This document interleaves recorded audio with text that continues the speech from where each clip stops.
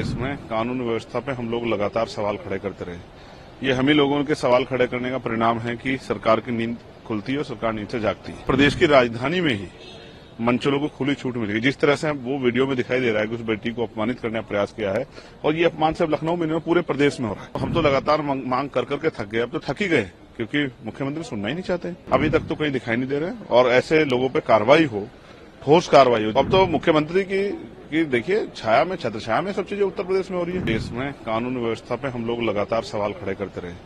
ये हम ही लोगों के सवाल खड़े करने का परिणाम है कि सरकार की नींद खुलती है और सरकार नींद से जागती है।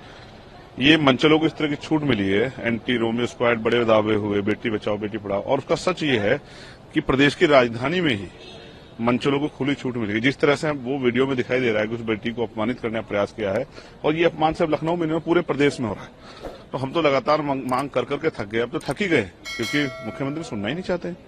अगर मुख्यमंत्री ध्यान दें कानून व्यवस्था पर और इस तरह की घटनाओं पर रोक लगे, तो जो वो वादे करते हैं कानून व्यवस्था, शायद वो जमीन पे दिखाई दे। अभी तक तो कहीं दिखाई नहीं दे रहे, और ऐसे लोगों पे कार्रवाई हो, ठोस कार्रवाई हो। जहां भी जिस तरह से, जैसे एक घटना मेरे संज्ञान में गाजियाबाद की, एक बेटी के साथ जो है उसको पहले प्यार में रखा गया और फिर उसकी हत्या कर दी गई। अभी मुझे यहाँ सुबह उसकी जानकारी मिली। मैं मुख्यमंत्री से मांग करूंगा ऐसे लोगों पे सख्त से सख्त कार्रवाई की जाए कि दोबारा किसी बेटी के साथ ऐसा ना हो। कुछ अधिकारियों के ऊपर भी कार्रवाई की गई है वहाँ पे।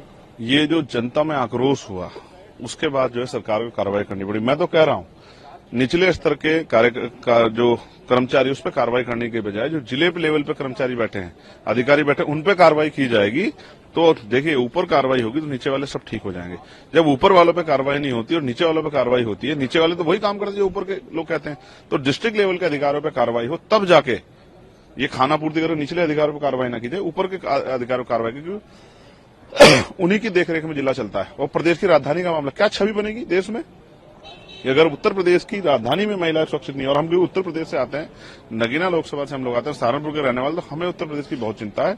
इसलिए मैं पुनः माननीय मुख्यमंत्री कहूंगा, पहली सरकारों में ऐसा होता था, अगर इस तरह कार्रवाई होती है और कोई किसी अधिकारी की लापरवाही तो उसको निलंबित किया जाता था, उसके खिलाफ मुकदमा दर्ज करके उसको जेल भेजा जाता, तब जाके अधिकारियों को समझ आता था कि उनको इस तरह से जो है ध्यान रखना है और वो नींद से जागे रहना है। तो अब तो मुख्यमंत्री की देखिए छाया में, छत्र छाया में सब चीजें उत्तर प्रदेश में हो रही है।